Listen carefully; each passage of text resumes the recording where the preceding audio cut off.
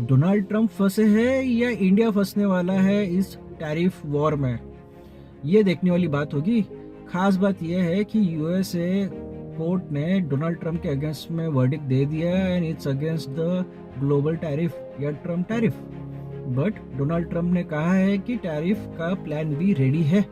सो एक और चीज थी यहाँ पे कि Donald Trump has tweeted that verdict of supreme court 45 minutes itself before the Supreme Court would go with the verdict। इसका मतलब क्या होता है?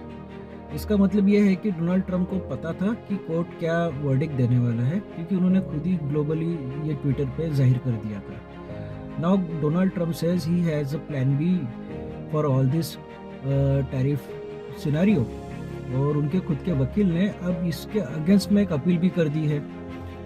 मामला यहाँ ख़त्म नहीं होता है, ये तो पता ही चल गया। Now it's a condition of $175 billion refund. क्या इतना रिफंड होगा क्या? और जो हमने ट्रेड टैरिफ में जो नेगोशिएशन चल रहा था, इसमें इंडिया 18% पे नेगोशिएट होके आया था।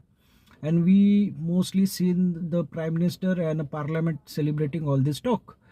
एक्चुअली ग्लोबल ट्रेड टैरिफ्स पे Vietnam was the highest on 20 and India was second highest at 80। अब यहाँ पे जब वो रोल बैक हुआ है तो ऐसा माना जा रहा है कि टैरिफ अब गिर के 10% हुआ है। अब जहाँ पे टैरिफ की इतनी अनसर्टेनिटी होती है, डू यू थिंक सो कि जब वैल्यूएशन ही ऊपर नीचे जाएंगे, टैरिफ ही इतने ऊपर नीचे जाएंगे, तो वहाँ पे कोई ट्रेड पॉसिबल है? या ट्रेड में लॉसेस या प्रॉफिट होने के तो चांसेस ही दूर की बात हो जाएगी।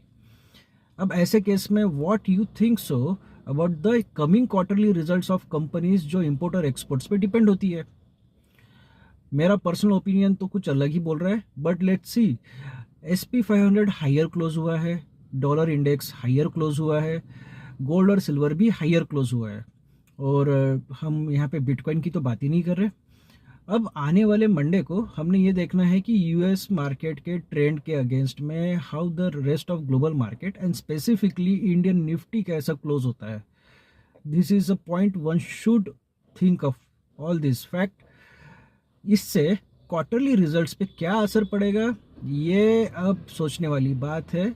और सोशल मीडिया इस चीज़ को कैसा सेलिब्रेट करता है या कैसा परोस के आपको देता है, और आप इस पे क्या तरीके से रिएक्ट करते हैं, ये आपने सोच समझ के करना चाहिए। ऐसा मेरा खुद का ओपिनियन है।